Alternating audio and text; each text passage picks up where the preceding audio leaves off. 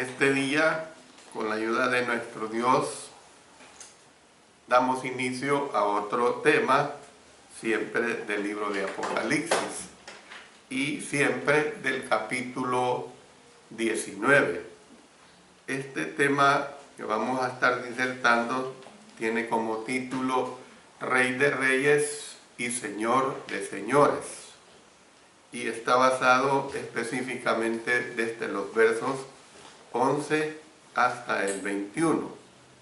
Si ustedes recuerdan, la lección anterior se centró en las bodas del Cordero, pues según se anunció, han llegado las bodas del Cordero y su esposa se ha preparado.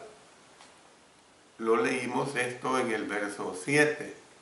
Luego en el verso 9 dice: bienaventurados los que son llamados a la cena de las bodas del Cordero.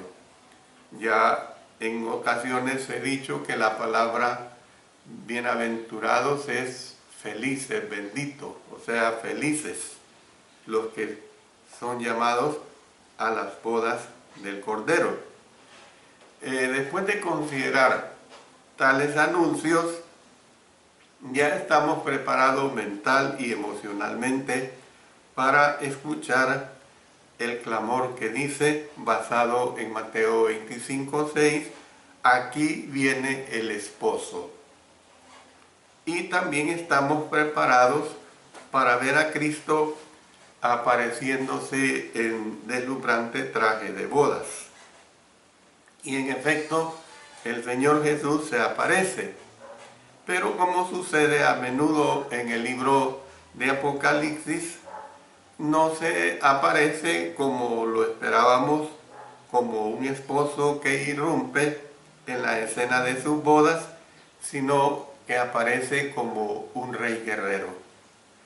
Vamos a leer primeramente la primera porción de Apocalipsis capítulo 19, versos 11 hasta el 16. Entonces vi el cielo abierto, y he aquí un caballo blanco, y el que lo montaba se llamaba Fiel y Verdadero, y con justicia juzga y pelea. Sus ojos eran como llama de fuego, y había en su cabeza muchas diademas, y tenía un nombre escrito que ninguno conocía sino él mismo. Estaba vestido de una ropa teñida en sangre, y su nombre es el Verbo de Dios. Y los ejércitos celestiales, vestidos de lino finísimo, blanco y limpio, le seguían en caballos blancos. De su boca sale una espada aguda para herir con ella a las naciones, y él las regirá con vara de hierro, y él pisa el lagar del vino del furor y de la ira del Dios Todopoderoso. Y en su vestidura y en su muslo tiene escrito este nombre: Rey de Reyes y Señor de Señores. Ya ha pasado bastante tiempo desde que le recordé que la impresión general que deja una visión es de suma importancia. Tenemos que entender esto. La impresión general que nos deja una visión es de suma importancia. Tómese un momento y vamos a seguir leyendo de los versos 17 hasta el 21 para tener la comprensión completa de lo que en las 3 o 4 lecciones vamos a estar estudiando de Rey de Reyes y Señor de Señores. Y vi a un ángel que estaba en pie en el sol y clamó a gran voz, diciendo a todas las aves que vuelan en medio del cielo: venid y congregaos a la gran cena de Dios, para que comáis carne de reyes y de capitanes, y carnes de fuertes, carnes de caballo y de sus jinetes, y carnes de todos, libres y esclavos, pequeños y grandes. Y vi la bestia a los reyes de la tierra y a sus ejércitos reunidos para guerrear contra el que montaba el caballo y contra su ejército. Y la bestia fue apresada, y con ella el falso profeta que había hecho delante de ella las señales con las cuales había engañado a los que recibieron la marca de la bestia y habían adorado su imagen. Estos dos fueron lanzados vivos dentro de un lago de fuego que arde con azufre, y los demás fueron muertos con la espada que salía de la boca del que montaba el caballo, y todas las aves se saciaron de las carnes de ellos. Es muy interesante todo lo que hemos leído, y conforme vayamos avanzando en la exposición de cada uno de estos versículos, vamos a ir comprendiendo mejor lo que aquí se nos está expresando. Bueno, yo le podría a usted hacer esta interrogante de qué se acuerda cuando leemos estos versículos, cuando usted lee estos versículos, es decir, si usted es una persona estudiosa de las Sagradas Escrituras. Bueno, de la respuesta que cada quien pueda dar, es probable que se relacione directa o indirectamente con la palabra victoria. Esto es lo que aquí resalta. Este pasaje trata precisamente de la victoria, de ese tema de la victoria. La victoria sobre los enemigos de Cristo y del cristianismo. Especialmente la victoria sobre la bestia, la victoria sobre el falso profeta y sobre los aliados de estos. Esto es lo que realmente aquí se está tratando. Ahora bien, el orden en que los enemigos del Cordero fueron presentados fue el siguiente. El dragón, que ya lo hemos visto en el verso 12, en el verso 3, capítulo 12, la bestia del mar y la bestia de la tierra, en los capítulo 13, versos 1 y 11, y por último, Babilonia la Grande, que la vimos en el capítulo 14, verso 8, también lo vimos en 16, 19 y 17, 1. Entonces, el orden en que los vemos despachados aquí es un orden totalmente opuesto. Primeramente, vemos a Babilonia en los capítulos 17 y 18. Luego vemos las dos bestias en el capítulo 19. Y por último, vemos el dragón en el capítulo 20. Claro que esto no necesariamente significa que fueron derrotados en momentos cronológicamente diferentes. Se trata más bien de un recurso totalmente apocalíptico. Hay que entender, desde el principio de este estudio hemos venido hablando de reglas, de maneras de interpretar el lenguaje apocalíptico. Y esto es para llevar los eventos a un desenlace final. El desenlace final es la completa derrota del dragón, evento que se narra en el capítulo 20 y que con la ayuda del Señor posteriormente veremos. Después de haber asistido a la destrucción de Babilonia, estamos ahora preparados para presenciar la muerte de las bestias, aquellas espantosas bestias que vimos en el capítulo 12 que parecían invencibles. ¿Se acuerdan bien de eso? Bestias que parecían totalmente invencibles. Ya se había anunciado anteriormente que la primera bestia iría a perdición. O sea, esto lo explicamos bien en el capítulo 17, vamos a recordar el verso 8. Dice, la bestia que has visto era y no es, y está para subir del abismo e ir a perdición. Y los moradores de la tierra, aquellos cuyos nombres no están escritos desde la fundación del mundo en el libro de la vida, se asombrarán viendo la bestia que era y no es y será. Entonces, en esta lección vamos a ver cumplido este anuncio. Volvamos otra vez al capítulo 19 y recordemos pues lo que nos dice el versículo 20. Dice, y la bestia fue apresada y con ella el falso profeta que había hecho delante de ella las señales con las cuales había engañado a los que recibieron la marca de la bestia y habían adorado su imagen. Estos dos fueron lanzados vivos dentro de un lago de fuego que arde con azufre. Entonces, ustedes pueden ver lo que interesante que se nos presenta esta situación.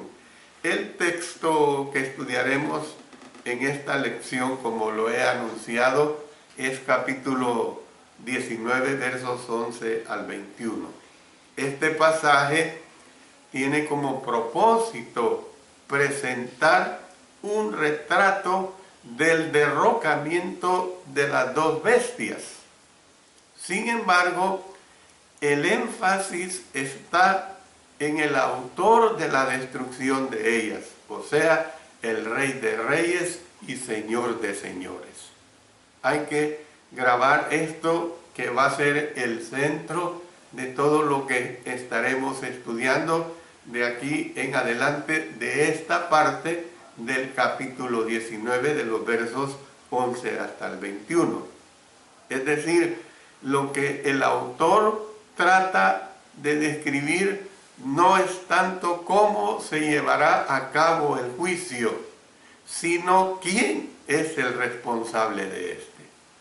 Esto que nos quede grabado, porque es interesante y es muy importante para entender cada una de las explicaciones que nos presenta las Sagradas Escrituras. Bueno, vamos a ver en primer lugar, y es la parte que corresponde a este día, a su autoridad absoluta. Esta autoridad absoluta está descrita en los versos 11 hasta el 16. El apóstol Juan comenzó diciendo, entonces vi el cielo abierto, dice, ahí en el verso 11. Anteriormente fue una puerta la que se abrió en el cielo para presentar la visión de Dios sentado en su trono. Por ejemplo, para recordar esto, vámonos al capítulo 4 de Apocalipsis. Vamos a leer los versos 1 y 2. Dice, después de esto miré, y he aquí una puerta abierta en el cielo. Usted imagínese solamente una puerta abierta. Y la primera voz que oí como de trompeta hablando conmigo, dijo, sube acá y yo te mostraré las cosas que sucederán después de estas. Y al instante yo estaba en el Espíritu, y he aquí un trono establecido en el cielo, y en el trono uno sentado. Entonces, no vemos aquí, sin embargo, una abertura del tamaño de una puerta. Era insuficiente para la visión que estaba a punto de presentarse. ¿Por qué decimos esto? Porque ahora era todo el cielo que se abría. Imagínense ustedes, ahora era todo el cielo que se abría para que el apóstol Juan pudiera ver a Cristo rodeado de su poder y de su gloria. Es una realidad que es bien clara. Entonces, he aquí uno de los momentos más dramáticos del libro de Apocalipsis, la aparición de Cristo vencedor. Eso es lo que nosotros vemos acá, la aparición de Cristo vencedor. La descripción que se hace de la venida del Señor en este pasaje es una descripción de las más impactantes e impresionantes que tenemos en el libro de Apocalipsis. Cuando el cielo se abrió, el apóstol Juan, podemos decir que vio un caballo blanco y el que lo montaba dice que se llamaba Fiel y Verdadero. Noten qué interesante es esto. Se llamaba Fiel y Verdadero. O sea, puede que haya controversia a lo mejor en torno a la identidad del jinete del caballo blanco que vemos o que vimos en el capítulo 6, versículo 2. Sin embargo, no la hay en cuanto a la identidad del que montaba el caballo blanco del capítulo 19, pues claramente existe acuerdo general en el sentido de que quien lo montaba era Jesús. Esto es bien claro. Su apariencia y sus títulos eran precisamente los de Jesús. Mire lo que tenemos en los versos 12 y 15 de este capítulo 19. Dice claramente ahí, sus ojos eran como llama de fuego y había en su cabeza muchas diademas y tenía un nombre escrito que ninguno conocía sino él mismo. Y vi a la bestia, a los reyes de la tierra y a sus ejércitos reunidos para guerrear contra el que montaba el caballo y contra su ejército. Entonces, nosotros podemos ver claramente esta situación. La mayoría de los términos descriptivos de esta sección, ustedes recordarán que ya se usaron anteriormente en el libro. Entonces, al igual que el jinete de este capítulo 6, Jesús cabalgaba un caballo blanco, porque hay que entender que el caballo blanco es el símbolo del vencedor, y así se usaba en aquel tiempo. El caballo blanco era símbolo del vencedor. Era un caballo blanco el que los generales romanos cabalgaban cuando celebraban una victoria. Entonces, nosotros podemos ver que el ejército del Señor cabalgó en caballos blancos también, indicando de este mismo modo la victoria. Indicando de este mismo modo la victoria. Entonces, ¿qué es lo que vemos? Vemos que a Jesús se le había llamado anteriormente el testigo fiel y verdadero. Ahí lo vimos esto en el capítulo 3, verso 14. En este capítulo, noten que la descripción es fiel y verdadero, pero está escrito ya en palabras mayúsculas, especialmente el inicio de cada una de las palabras, porque estaba demostrando su fidelidad. Estaba demostrando su fidelidad y lealtad. Había prometido volver para galardonar a los justos y para juzgar a los inicuos, y estaba cumpliendo tal promesa. Estaba cumpliendo tal promesa. Entonces, la siguiente afirmación del texto que estamos estudiando, pues, subraya el propósito que tiene Jesús al venir. Dice, y con justicia juzga y pelea. Con justicia juzga y pelea. La primera vez vino como nuestro Salvador. La segunda vez lo hará como nuestro juez. En contraste con los jueces de la tierra, en quienes influyen los prejuicios totalmente personales, la opinión popular y a veces hasta la codicia, Jesús hará juicios justos y juicios totalmente rectos. Entonces, ¿qué es lo que podemos decir a continuación? Es preciso que volvamos a hacer una pausa con el fin de tratar la cuestión que se tiene en mente aquí.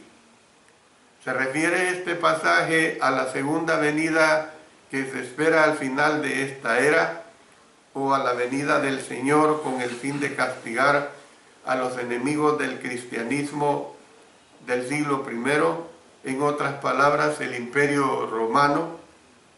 Bueno, no parece haber duda de que el mensaje que se quería transmitir a los lectores originales de Apocalipsis habría sido este el último. Pues, en primer lugar, como mencionamos anteriormente, en la época del apóstol Juan, las dos bestias representan al Imperio Romano, o sea, al emperador, y a los agentes que hacían cumplir el culto al emperador. En segundo lugar, el primer interés de los lectores originales habría sido la caída de Roma, no la derrota final del mal. Y por último, o sea, en tercer lugar, el texto usa el tiempo presente, juzga y pelea. Óigase bien, juzga y pelea. Tiempo que sugiere que la acción propuesta era de un carácter inmediato y no se difería a un futuro distante. No está hablando en ningún momento de un futuro. Futuro es lo que viene, lo que vendrá. No se está refiriendo a eso. Entonces, una vez más, se tiene en la mira, como por decirlo así, un pico de montaña inmediato, y más allá un pico de montaña final, o sea, un pico al cual todavía está muy difícil por llegar. Pueda que el pasaje se refiriera específicamente a los enemigos del cristianismo de aquella época. Sin embargo, podemos decir que la lección inalterable que se desea enseñar a todas las generaciones es que ningún enemigo del Señor, por más poderoso que sea, podrá prevalecer contra el poder de éste. A mí se me viene en mente esta ilustración cuando se habla de una tercera guerra mundial, cuando se habla de que va a ser destruido el mundo por los hombres.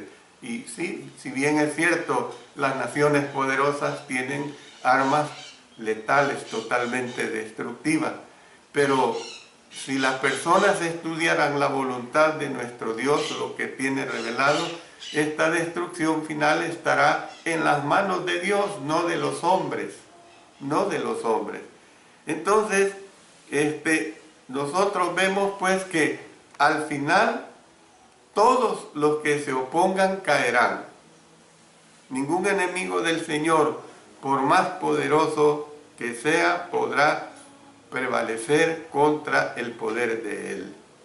Entonces quiere decir que en cierto sentido los versos 11 al 17 del capítulo 19 es paralelo a grandes pasajes sobre la segunda venida del Señor.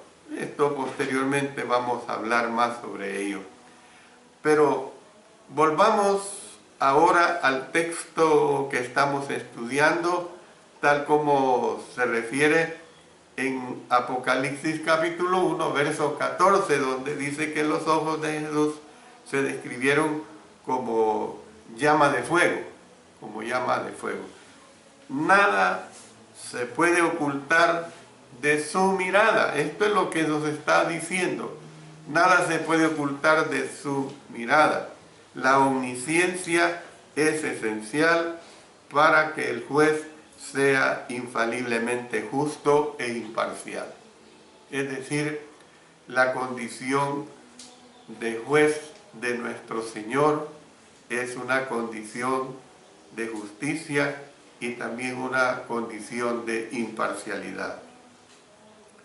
El detalle que sigue es nuevo. Noten lo que dice el verso 12. Y había en su cabeza muchas diademas. En la descripción que se hizo de Jesús anteriormente, se le presenta llevando puesta la corona de la victoria, lo que nos referíamos como la Estéfanos, en el capítulo 14, versículo 14.